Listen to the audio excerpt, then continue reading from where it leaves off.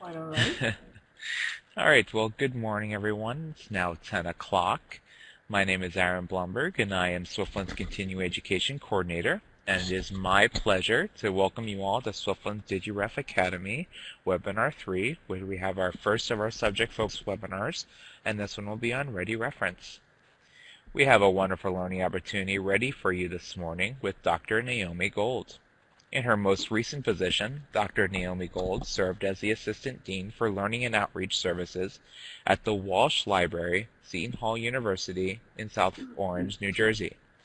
Prior to joining Seton Hall, she served as a first-year experienced librarian at the College of Staten Island and as a reference research and outreach librarian at Samford University in Birmingham, Alabama.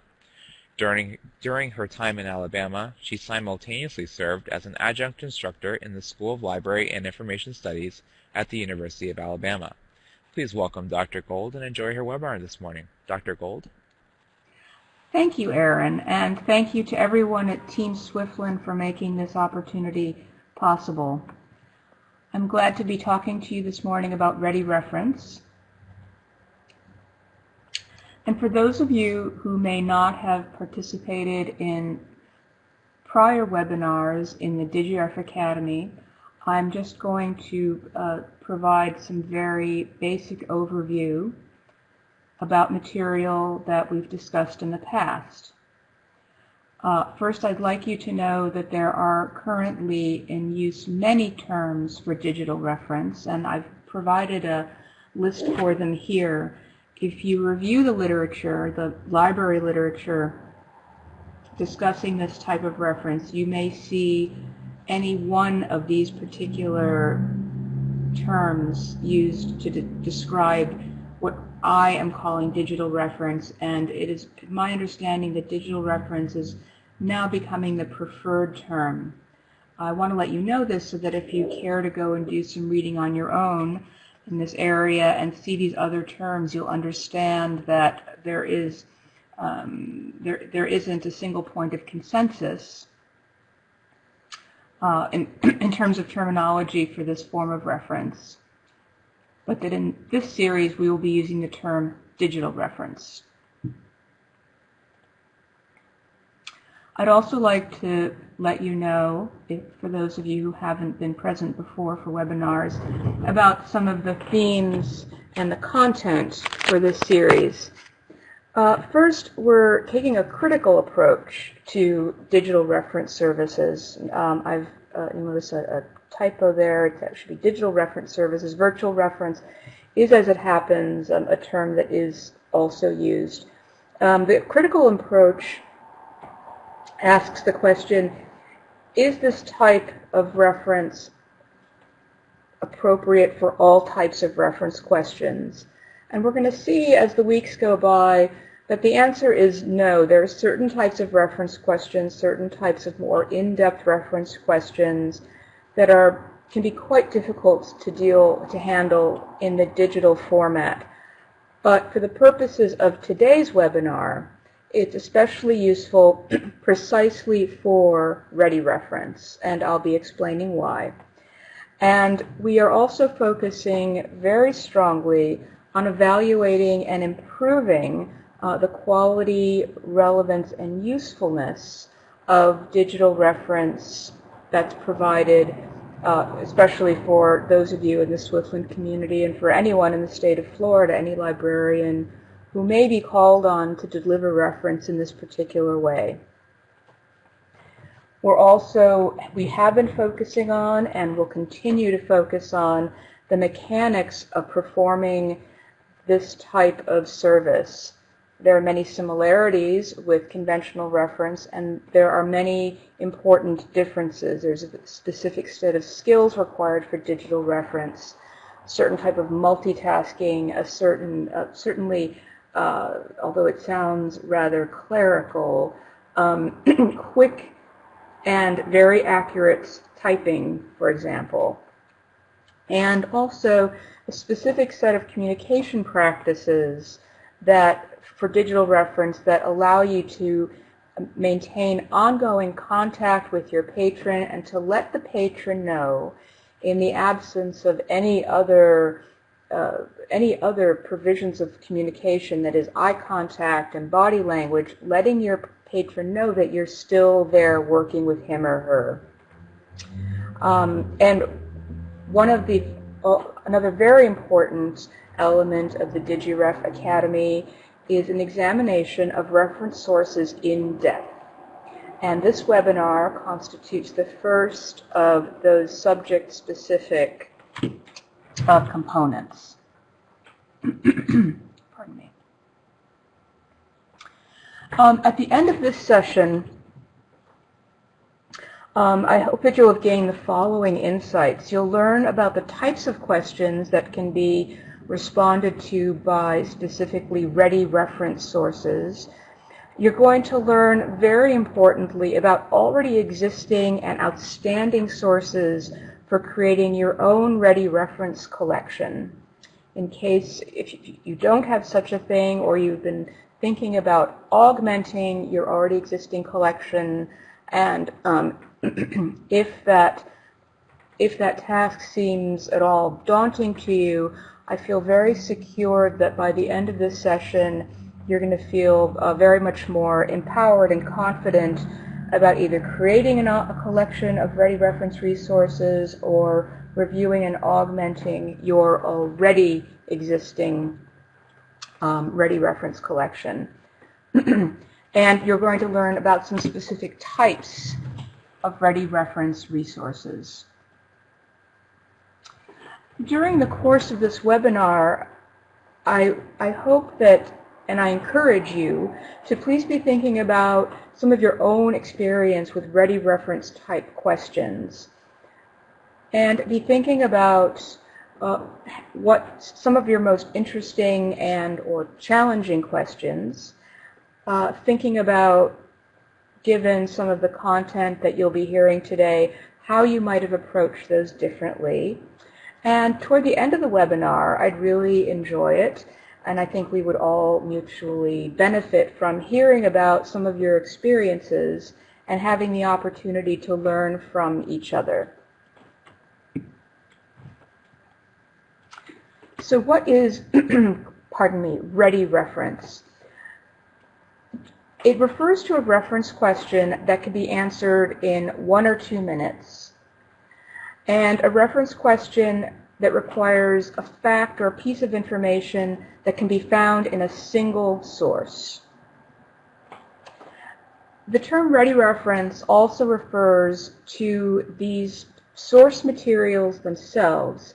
These are source materials with which I'm sure all of you are familiar, and they consist of, and this is not a comprehensive list, but of materials such as almanacs, atlases, city directories, dictionaries, style guides. One caveat I'd like to express, and I'm sure that anyone who's been involved in reference will understand this. This will seem familiar to you, is this. And a seemingly simple question can often evolve into a more involved set of questions. So while there is a discrete phenomenon in library practice known as ready reference, often that seemingly simple question that can be answered in 1 or 2 minutes expands into something much more than shall we say, the way it started. So for example, a student or a patron who asks, I need to know about the names of nursing schools within a 25-mile radius of this library. That's a pretty simple question. It can be answered with 1 or possibly 2 sources, and if the question ended at that, you could print out a list and satisfy the patron's information needs. In my experience, this question has often morphed into something more. Well, also, I need to know what is the best community college where I can make up my biology and chemistry courses, because I can't apply to nursing school until I I get those fundamental courses out of the way. That's a whole other question. So sometimes ready reference questions are truly correspond to their strict definition. As I've said, anyone who does reference knows that those often develop into something more than that. So naturally at the reference desk, we aren't rigid, and we are ready to travel with the patron to wherever he or she needs to go to satisfy broader questions. Pardon me. Ready reference is very basic to reference practice. All of the resources that were listed on that previous page are basic to library work and basic to reference practice. But at the same time, while being basic to library work and basic to reference practice, ready reference is potentially overwhelming because ready reference, that single term, covers so many different areas.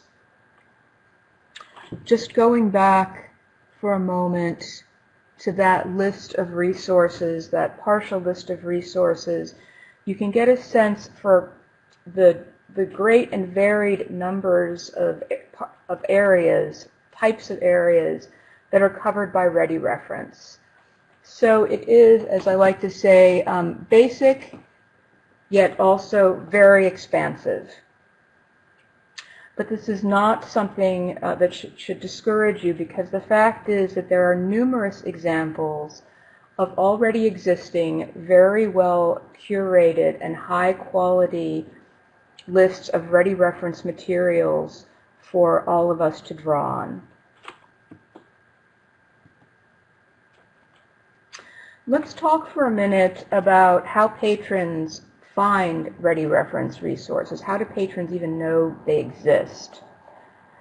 As many of you may know, in a physical library, shelf quote-unquote dummies are placed in the ordinary reference stacks. That is, the area of reference that patrons can actually browse. Raise your hand if you know what I'm referring to, if you're acquainted with that term, shelf dummy. See, one person from the Marathon Library. Hello, Marathon Library. I've visited you. I visited Marathon. I have very pleasant memories of that. So a shelf dummy is simply this. It's, say, for example, in the reference section that deals with engineering and automotive repair, you have a particular volume that you keep in ready reference because it's a very valuable handbook to which many people will want to access. So instead of keeping it in the ordinary reference area, you place something like, say, a block of wood with the title of the book printed across it, and a note indicating that this volume may be found at the reference desk. And that's basically what a shelf dummy is. It's a stand-in for a reference book that belongs in reference and actually lives at the reference desk. Is that clear to everyone? I see someone is typing. Aha! All right then. So that's one way in which, in a physical library, in which patrons can become aware of the existence of this other reference collection. In digital reference, ready reference resources can and should be gathered via dedicated web pages, because ideally, in digital reference, you're going to want very swift access to the sources of data that you need for the chat function. And ideally, pardon me, these sources of information are going to be organized topically, and ready reference should be in its own section. I have a note here stating let's not forget phone reference and book resources. And the reason is this.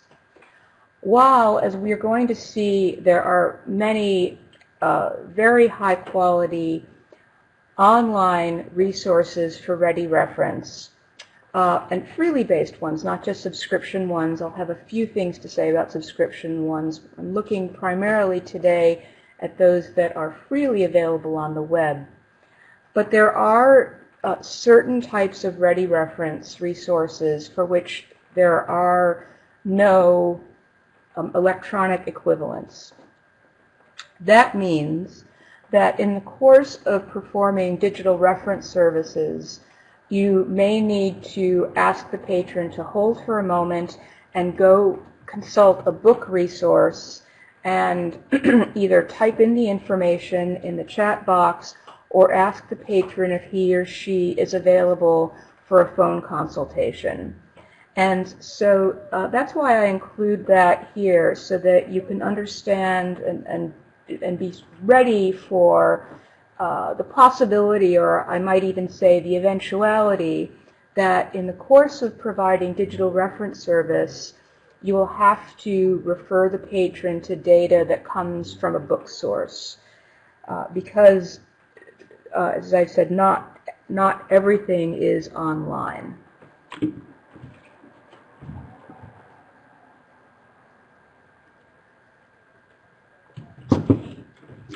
How are ready reference resources different from other reference sources? There are a number of very specific and telling qualities that belong to ready reference resources. Number one, ready reference resources tend to be wide-ranging, such as almanacs, city directories, directories of associations, but not, shall we say, deep. They offer limited and basic pieces of information. They're designed to respond to fact-based questions. They're designed for questions that tend to be asked repeatedly, and it's for that reason that in many libraries, perhaps even most libraries, ready reference materials tend to be kept in the area of the reference desk. One of the best examples of this are style guides, the APA style guide, the Turabian style guide.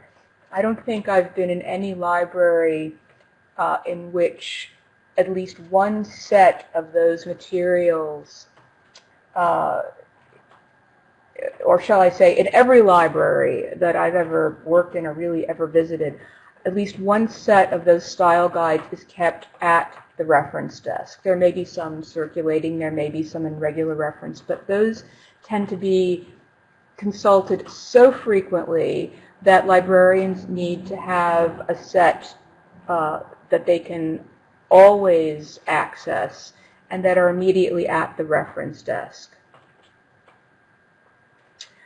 And fourth, these types of resources, ready reference resources, are designed to be consulted rather than read in depth. The material is wide-ranging, but not designed to be read in depth.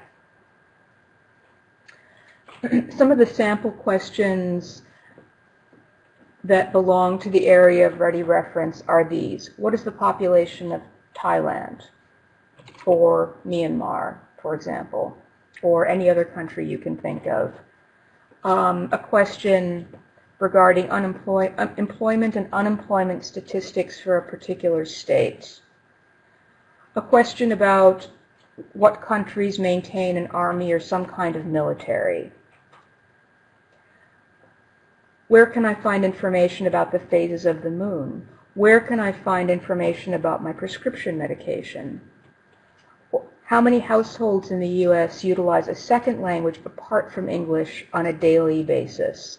These are the types of questions that, by and large, unless and until they morph into something greater in the course of a reference transaction, belong to the realm of ready reference.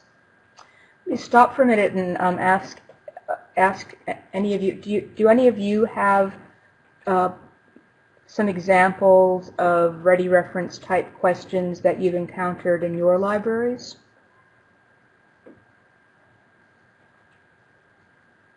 I see someone's typing.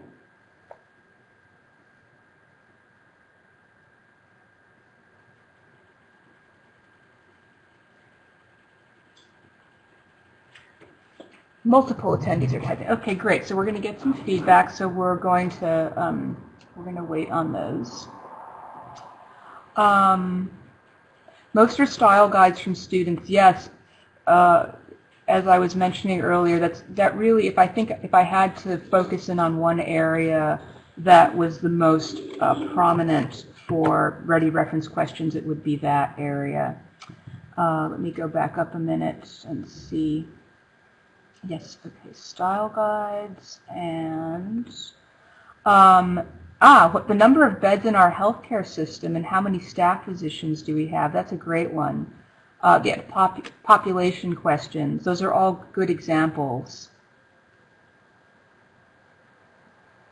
Great, thanks. So you all have an idea, more than an idea. You have first-hand experience with the types of questions that we're that we're addressing in today's webinar.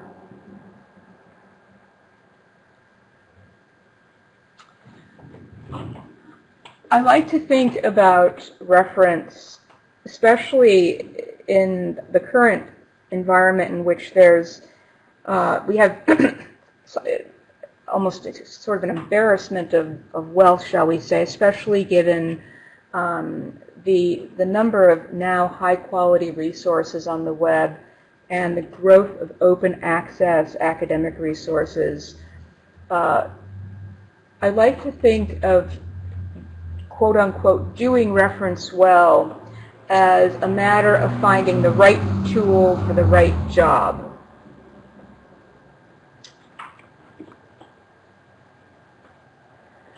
And so, for example, looking at this chart,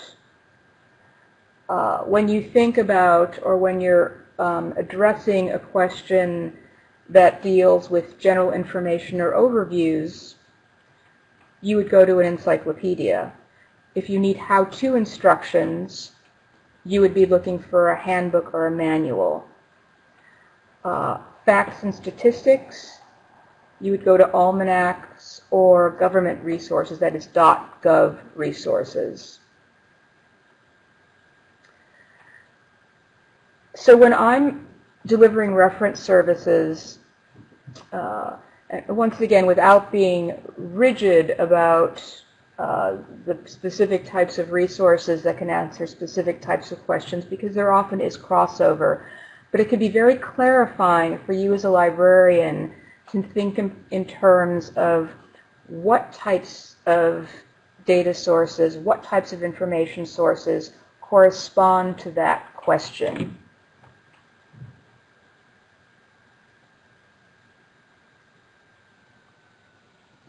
And here's where I want to be very encouraging, and where well, of course I always want to be encouraging, but here in particular is the point at which I want to be very encouraging to you about the number of high-quality collections of digital reference resources that exist for ready reference, that already exist, that have already been curated and vetted, and that exist for you to consult. And we're going to look at some of those together. Excuse me, I just have a frog in my throat, so I apologize for continually clearing my throat in your ears. The first one we're going to look at is the virtual reference shelf of the Library of Congress. Now you'll notice the Library of Congress uses the term virtual reference, and that's an example of that kind of variation in terminology that I was referring to later. I'm going to pull up that site right now and demonstrate to you how it can be useful to you. I see that. To the question, with regard to the question, could Aaron email these to us later? Yes, as he says, all links will be made available on the SWFLN website. In fact, this entire PowerPoint will be uploaded, and you will have access to and have a record of every URL that I refer to in this presentation. Yes, you're welcome. So, Aaron, I'm going to go ahead and pull up the Virtual Reference Shelf Library of Congress. One moment, please. And let's see, where is it? That's actually. This will just take me one moment. And here it is. I'm going to make it a little bit larger.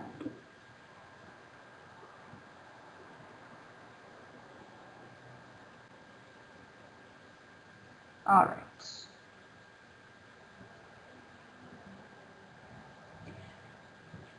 Aaron, can you please, since I'm not looking at the chat box, can you let me know that the virtual reference shelf is now displayed on the participants' desktops, please? Yes, and if no one can see, please let me know. Thank you for that. In fact, Aaron, would you, since I'm not looking at the regular screen, can you get a show of hands just indicating that everyone can see the screen to which I'm referring, please? And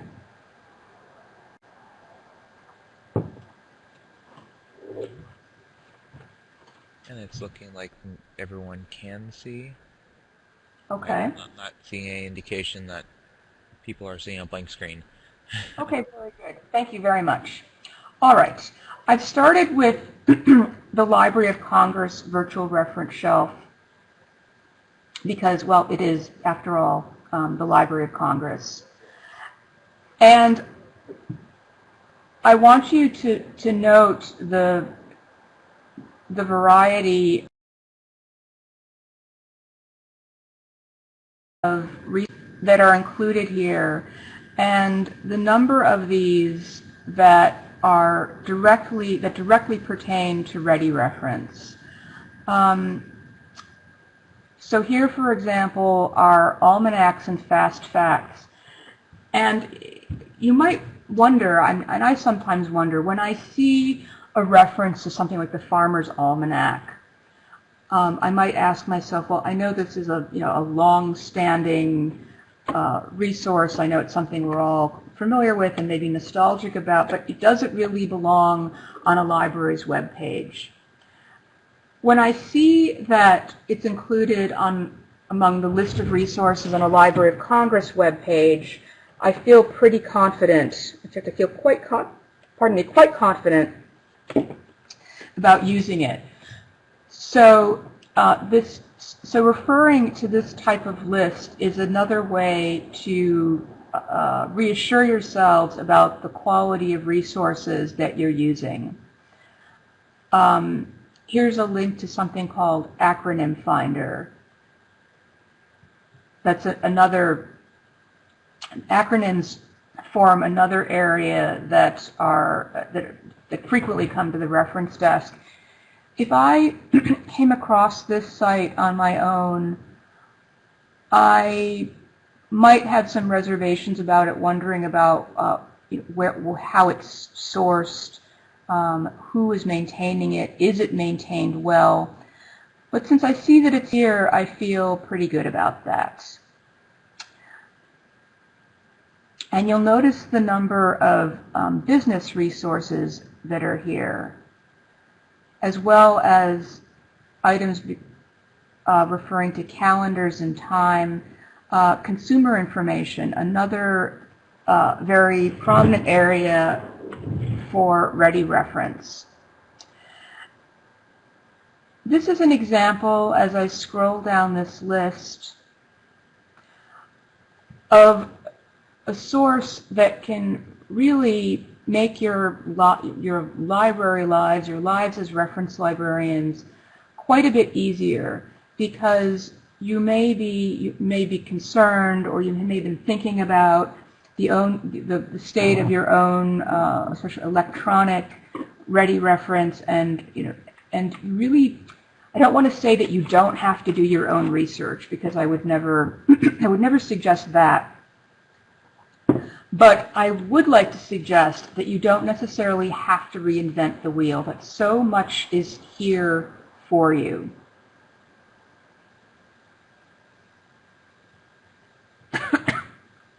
Pardon me. I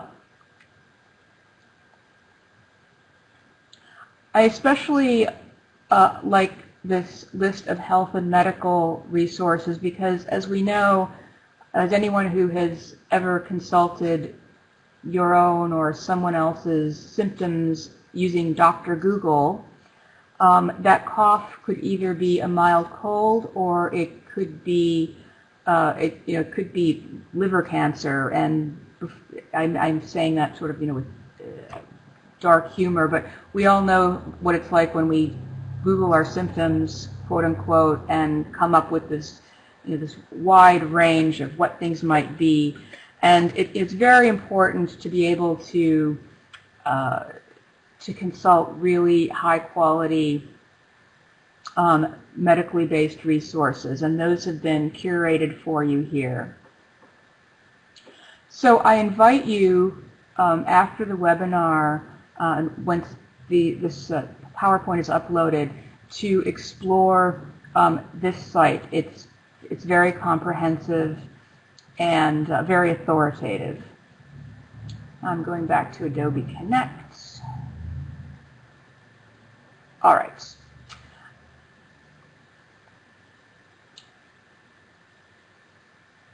I want to say a few words. I'm going to jump ahead for just a moment and then come back to this page about the American Fact Finder.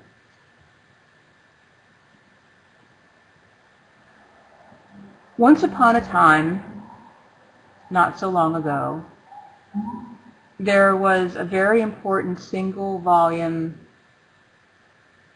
reference source called the Statistical Abstract of the United States. Does anyone remember that? Give me a show of hands if you remember the Statistical Abstract. Aha, all right. It was published annually by the federal government beginning in 1878, and it was a very comprehensive one-volume collection of economic, political, and social facts and figures. I have a figure cut off by my little image, so I apologize, of the United States. And really for anyone in reference, but in particular for those dealing with government information or government documents, it was an essential document.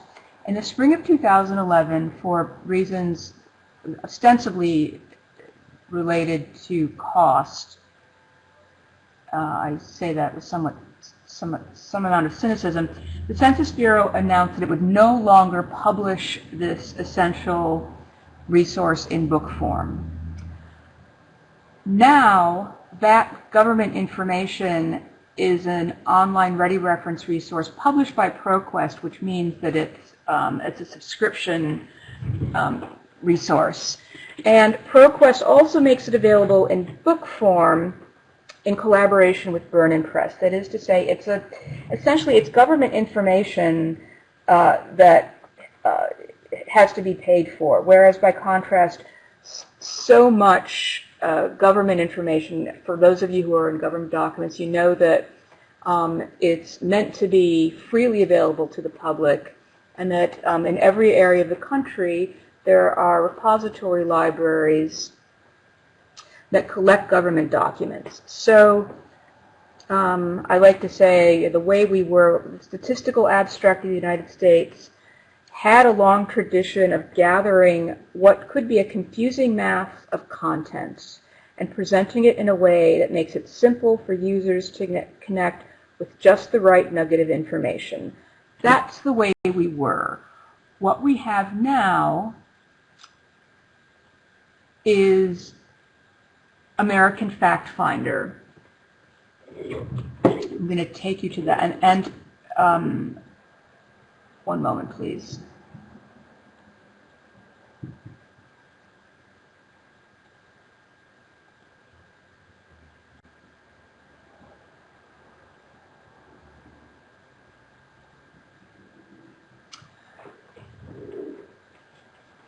Erin, are you seeing that screen for American Fact Finder? Very good.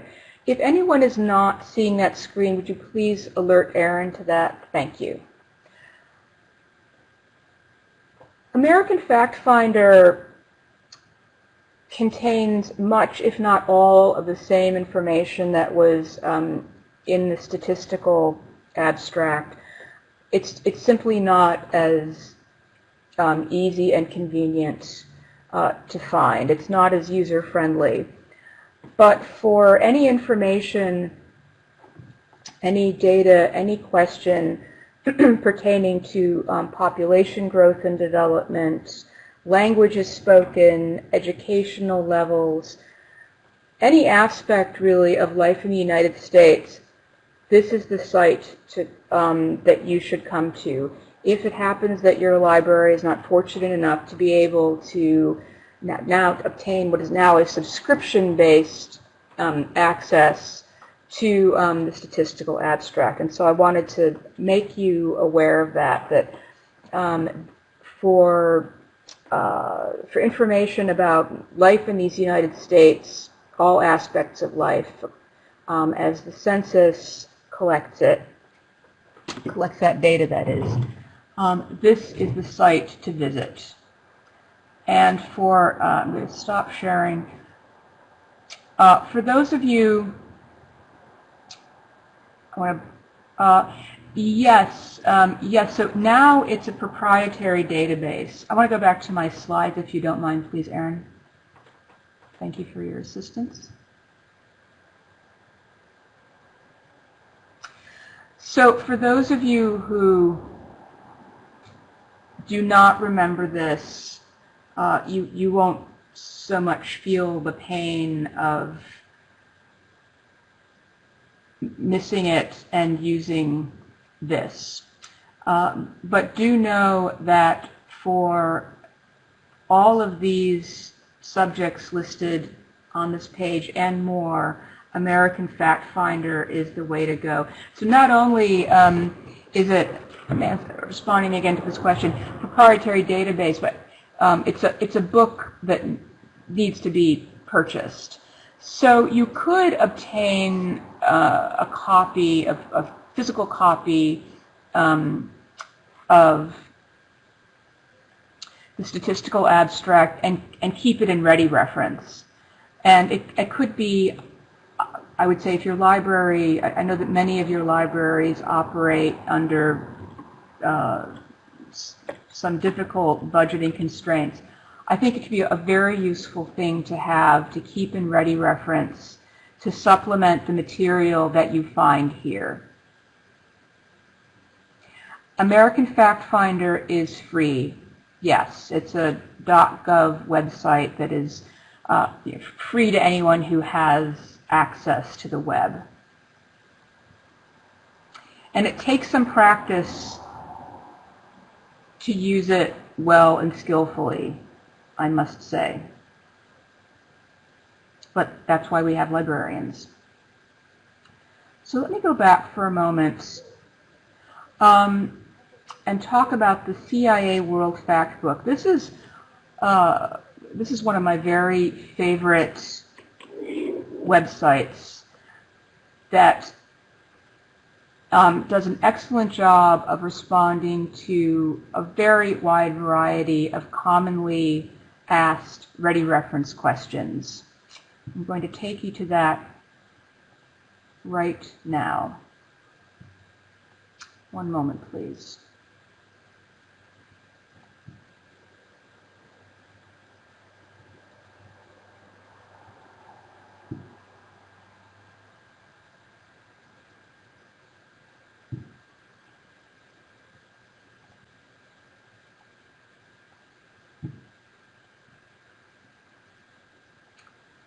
And you should be seeing that now on your screen. If you're not, again, please do alert Aaron. I'd like a show of hands, and Aaron, maybe you would alert me to how many hands are raised. How many of you are already aware of or have used this CIA World Factbook?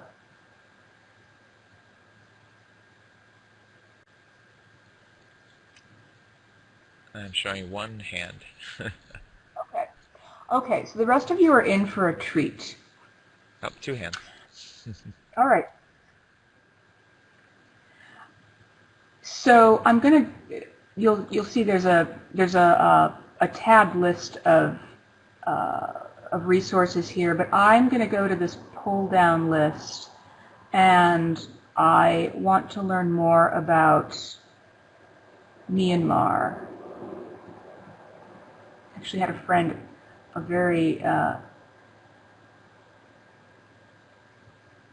brave friend, travel there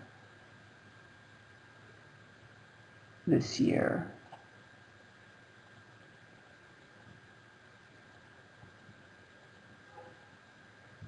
Which is listed under Burma.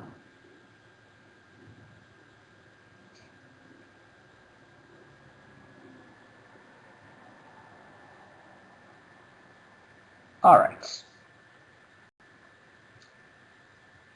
So we know it's a country in East and Southeast Asia. Now imagine a patron in front of you asking questions about this particular country.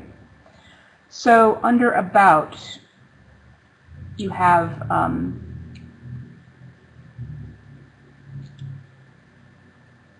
what this website calls a brief history,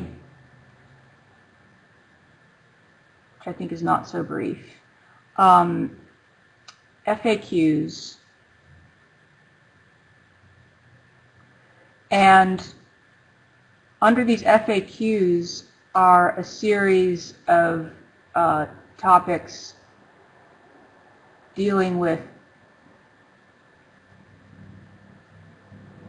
geography and other essential facts. Let's look at Afghanistan for a moment.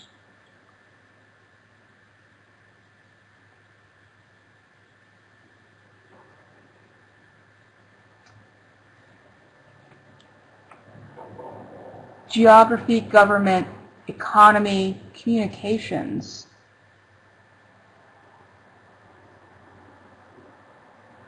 And look at the level of detail it goes into.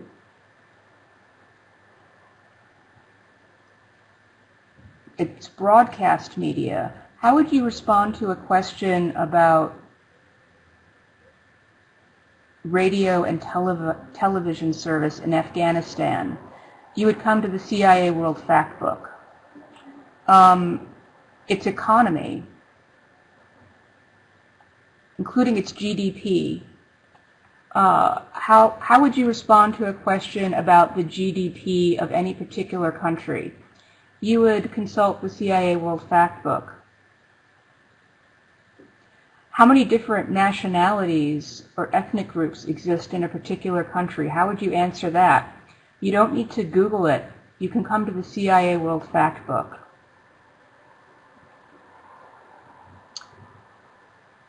And you'll notice from this pull-down menu that this list is very comprehensive. There are 267 countries represented here.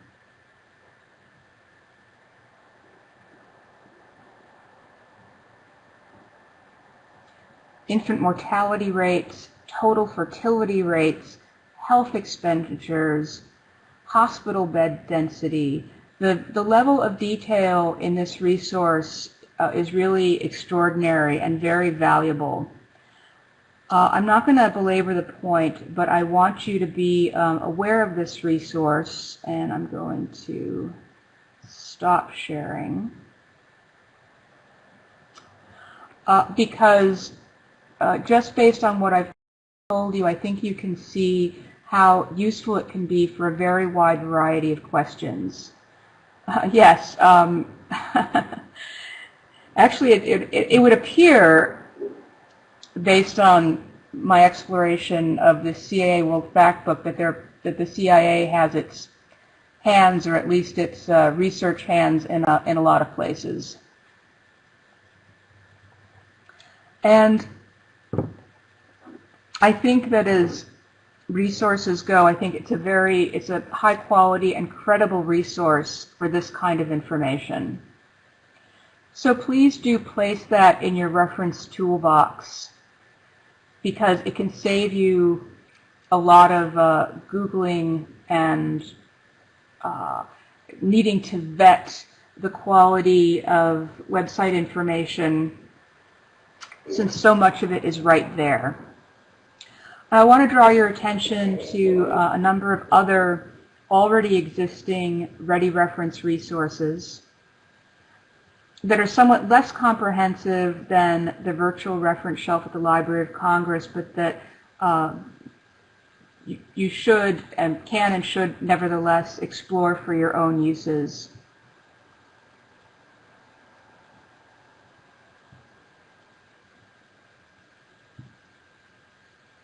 And I'm going to share again, Aaron.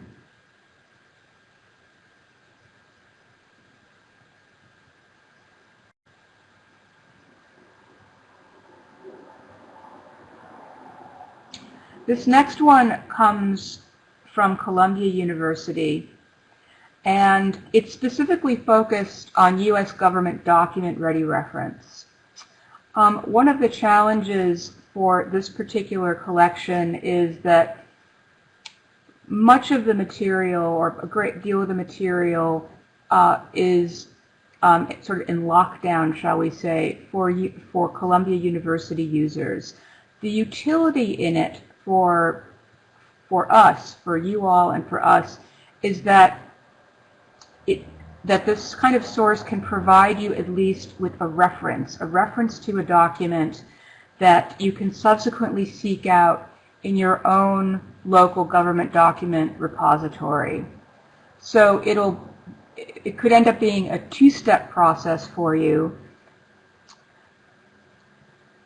that can nevertheless really help you to find information pretty quickly, although you may have to send your users to a government documents special collection.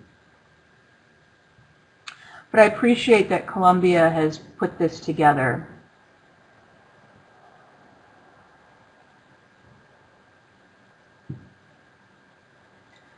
And I'm going to also show you some information from the New York State Library. I think it does a particularly good job. Oh, oops, I have to. One moment, please.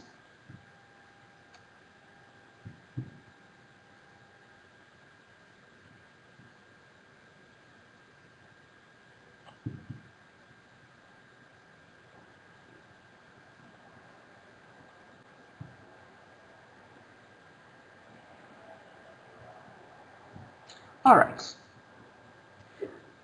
Now you'll notice that the list of materials is more limited than that exists on the Library of Congress website.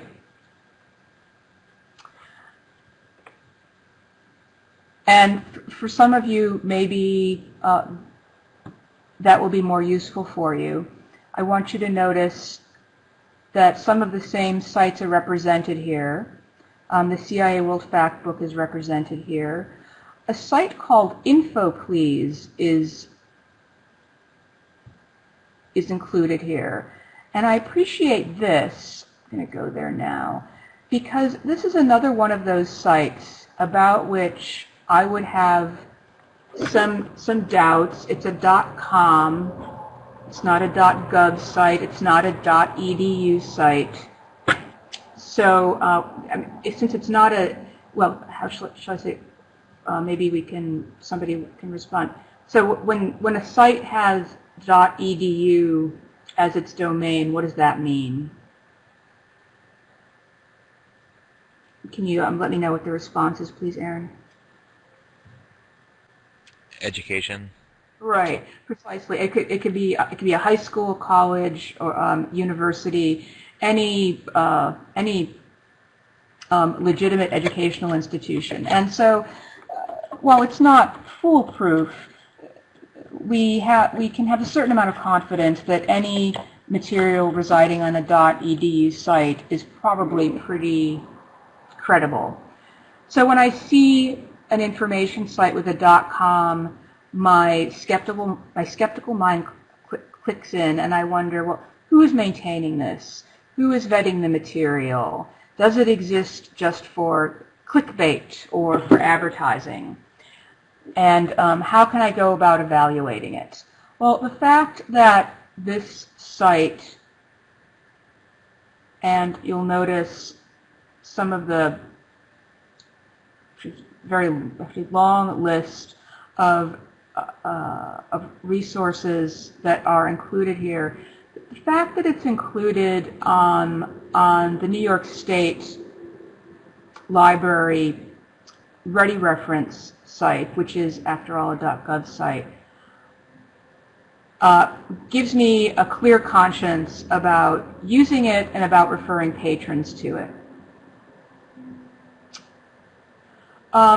Also, please notice that here, too, there are sites related to consumer information. It's been my experience that these kinds of questions are also some of the most frequently asked in Ready Reference. It's great for you and for your patrons to have a collection of these in one place on your library's website so that you can respond to them quickly. So I encourage you to vet these yourselves and choose from among them those that are best for your library. Stop sharing now. Thank you. Okay, it's 10:52. I just wanted to show you. I see University. I'm going to not show you University of Toledo right now. You can look at that for yourself. But I did want to show you a couple of things that are on the University of Northern Iowa Library Ready Reference site. I'm going to do that right now.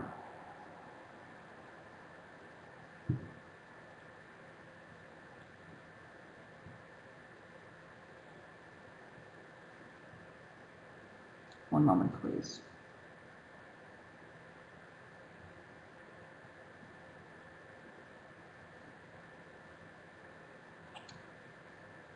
All right.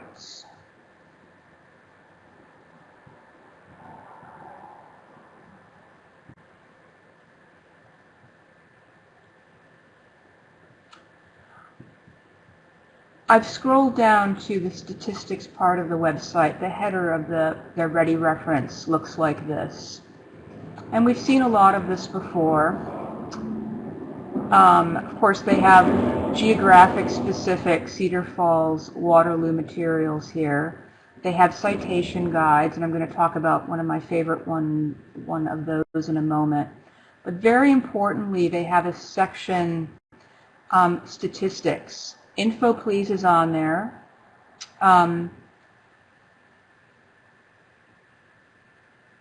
Atlapedia Online, which we haven't seen before, is there. State statistical abstracts is a separate link here, and I would encourage you to explore that, not only for the information about all 50 states, but also so that you can create a separate section on your site that just pertains to Florida, so that you can have an area of Ready Reference that is dedicated just to Florida-based information. Again, I feel pretty good about all this because it's been vetted by librarians and belongs to a university website. And so I feel that the quality of these sites is probably quite high.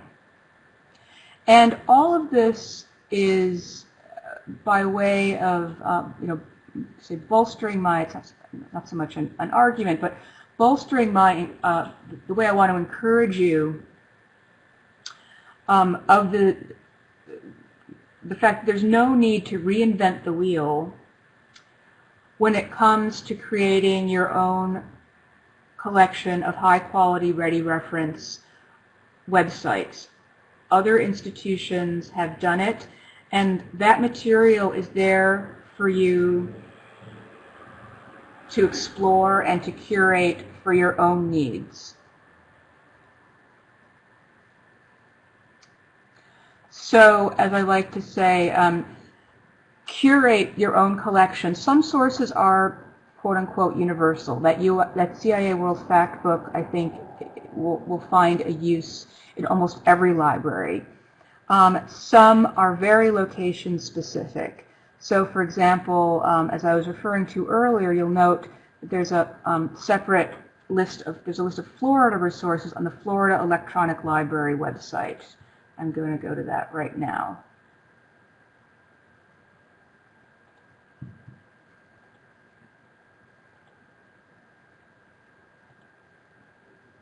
One moment, please.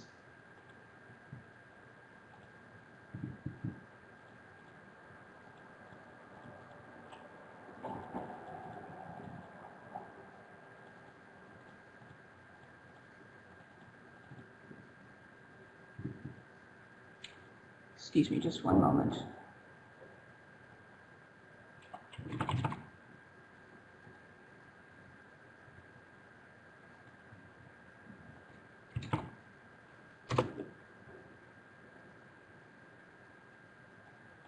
All right.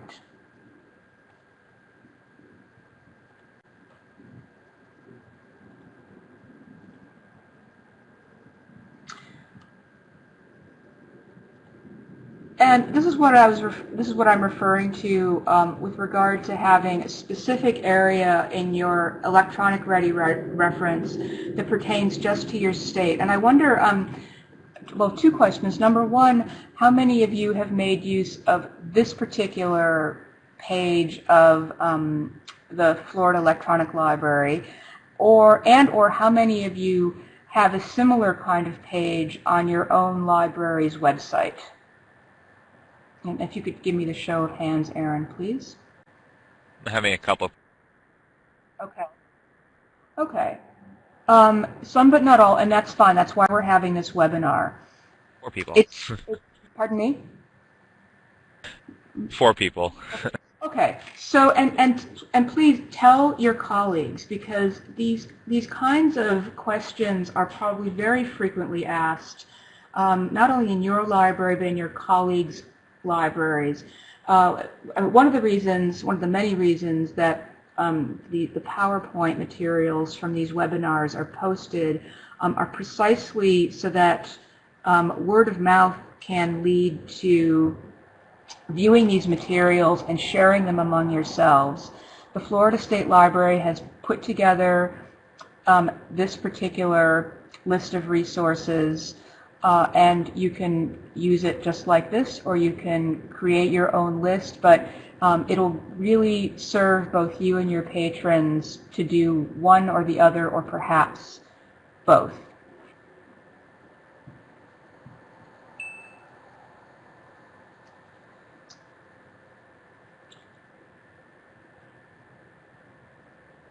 So, as I was saying, I invite you to explore the resources, the ready reference resources we just looked at, and curate your own collection. And you don't have to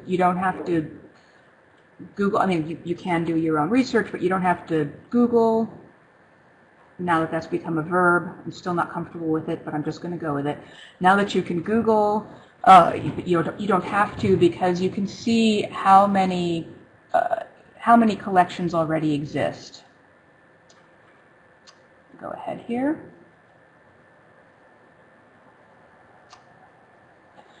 Some of the most important types of ready reference are these directories.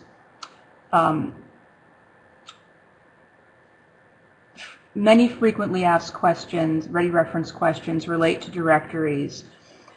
There are many types of directories that are only available as subscription resources, but I've found a number and I've listed 3 of them here, that have fairly high quality, online, freely available companions. There are 2 for directories of associations, and at least 1 for, very importantly, directory of publishers. Of course, directories list companies, institutions, organizations, and individuals in alphabetical or classified order. Very importantly, one of their main reasons to exist at all is to provide contact information. And as I've said, often but not always are subscription-based. Directories are one example of the kind of resource for which you may have to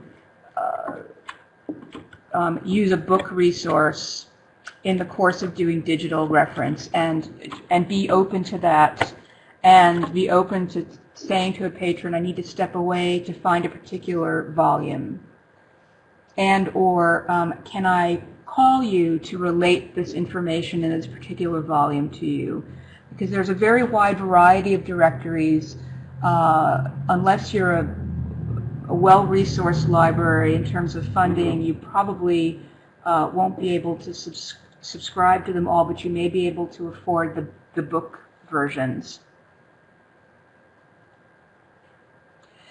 Handbooks and manuals.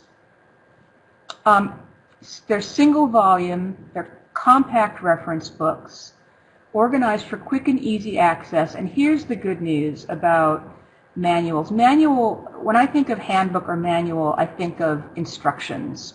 Often for me these days, it's instructions on how to use the more advanced functions of Adobe Acrobat, or the Pixlr online image editor, which is analogous to Adobe.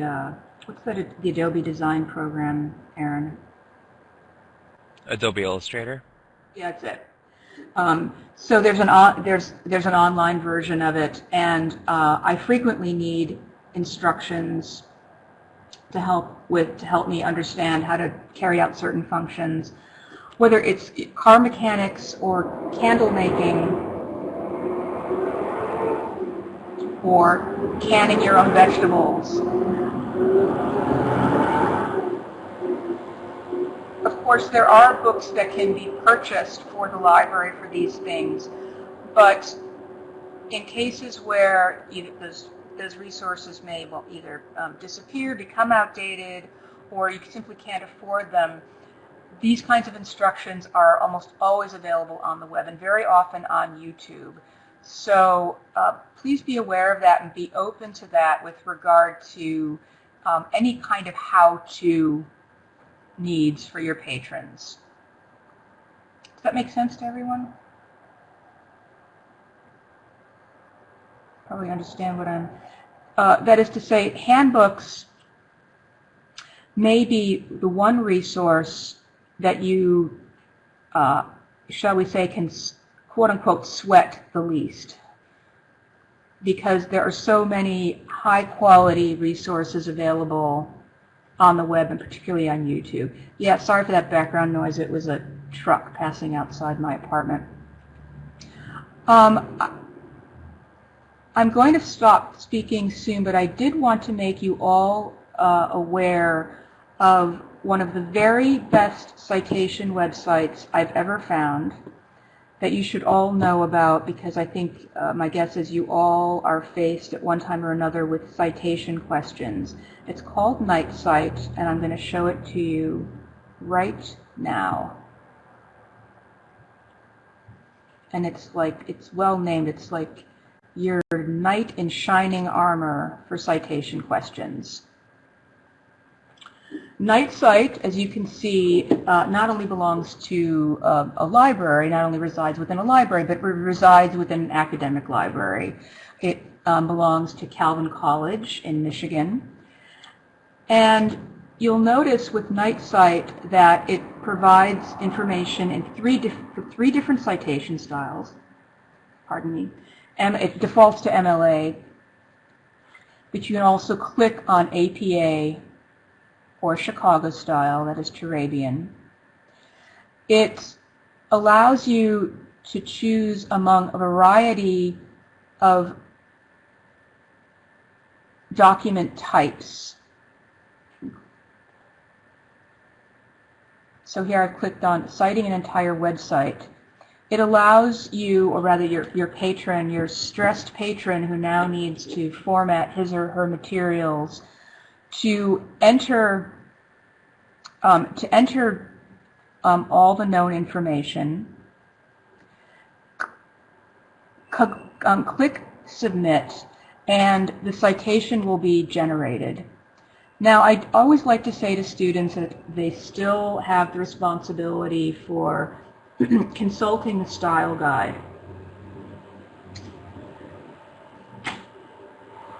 But because this site belongs to Calvin College's Heckman Library, and because for that reason I find it a credible and trustworthy site, and because based on my own experience I found it trustworthy, it's a wonderful way to be able to refer your patrons needing this kind of information to a resource that allows them to not have to reinvent the wheel every time they need to cite a particular piece of material.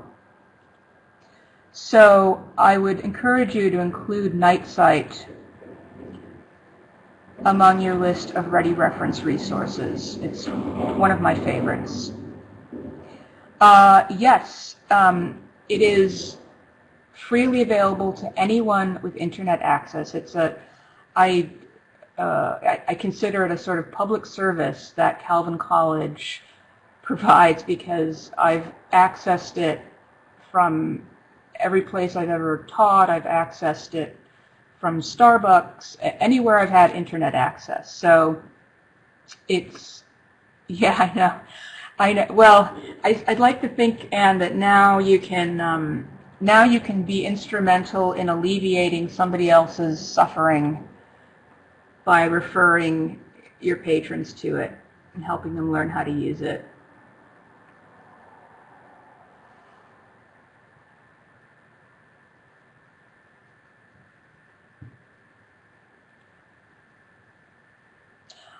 The last, or close to last thing I want to show you is a really fun and genuinely interesting, not to say useful, element of the Library of Congress website. It's called the Library of Congress Everyday Mysteries.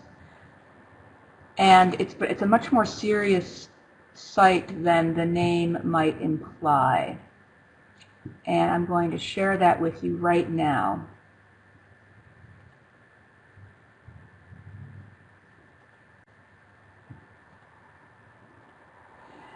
You can see the way it's designed. It's not quite designed for children, but it's certainly much more colorful than other areas of the Library of Congress website.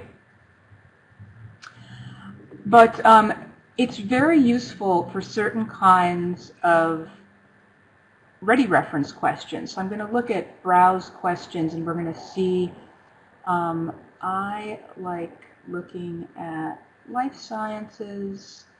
What are stem cells? What makes hair turn gray? What is the smallest flower in the world? How does sunscreen work? How does a GPS work? This is from the Library of Congress, and I have a lot of fun myself just browsing through it. But from a work standpoint, I'd like to suggest that there's certain kinds of ready reference questions, especially those coming from elementary, maybe middle school students and possibly high school students, that can be addressed using this site. I wonder, can you get a show of hands? How many of you have known of this site or have used it before?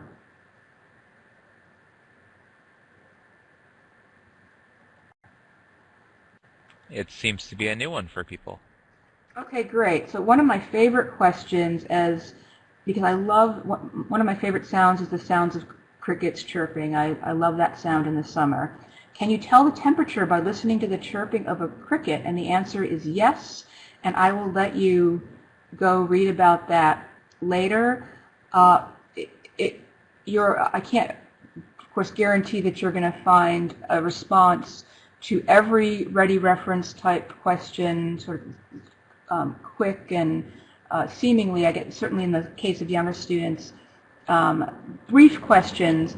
But I do encourage you to add it to your toolbox of reference resources and to make it prominent on your library websites, because it's really outstanding and very authoritative.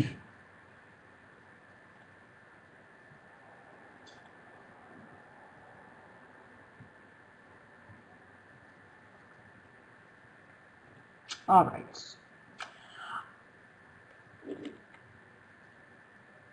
I'm going to stop talking now. I did want to say a few words about the Florida Electronic Library. I don't have login access to that, but I certainly am able to, I'm going to share that screen for a moment.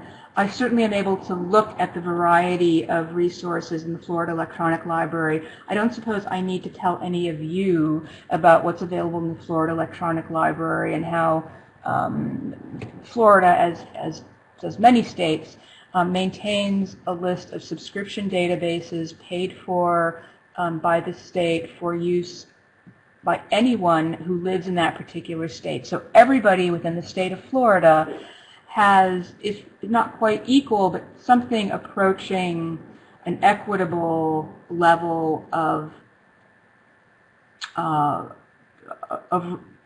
access to certain kinds of subscription resources. And I want to encourage you, I'm just going to go to that site right now, look at all resources.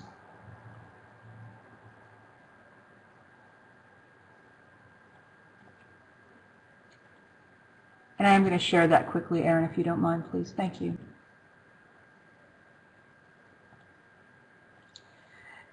If you haven't yet considered it, do explore these resources that are available to you and to everyone within the state of Florida, and make some decisions about which ones may be most useful for ready reference. In particular, I encourage this because your patrons can access these, provided that they have the get the right documentation. They probably have to show their library card and get some sort of login access from their local public libraries. They can access these from home, and that empowers them even more to obtain high quality information from subscription-based resources, and allows them to to use these resources that the state has paid for, and to expand the collections of materials that they're able to use. So please do, in the course of building your own ready reference resources and considering which resources are most useful for you, do plumb the depths of the Florida Electronic Library.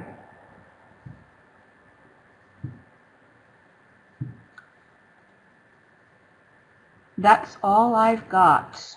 But I would love to hear comments or questions. I know actually some of you probably have to go back to work, but and you're probably taking time off to participate in this.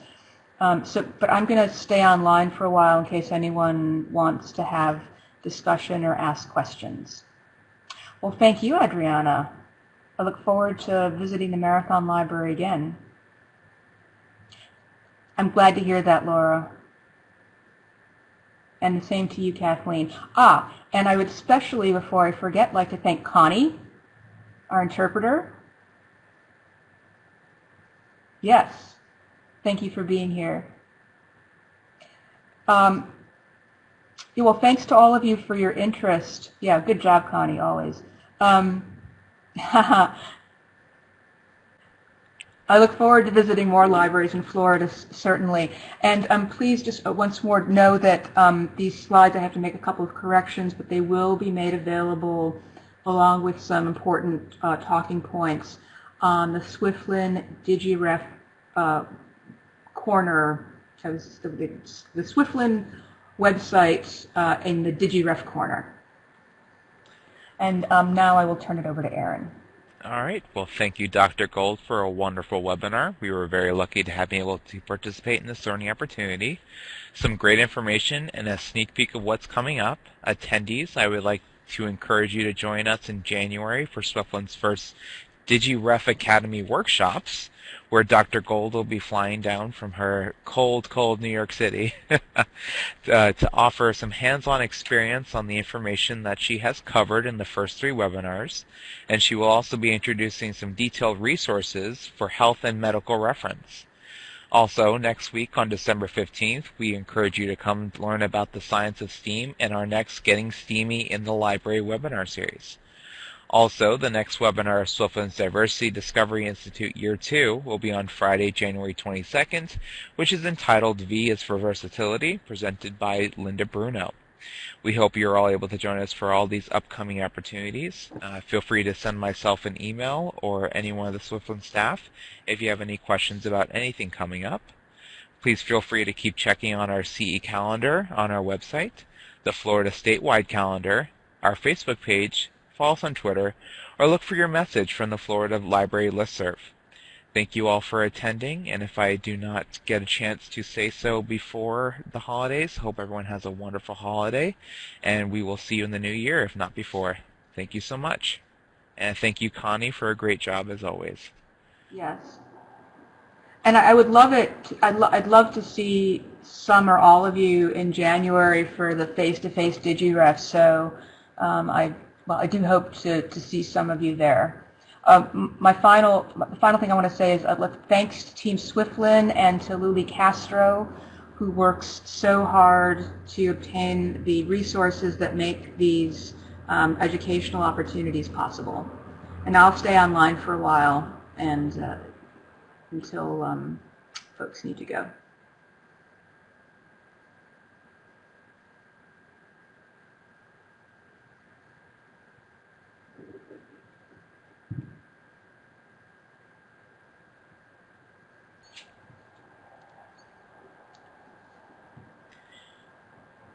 Okay. Okay. I think we have just Reese and Ann left.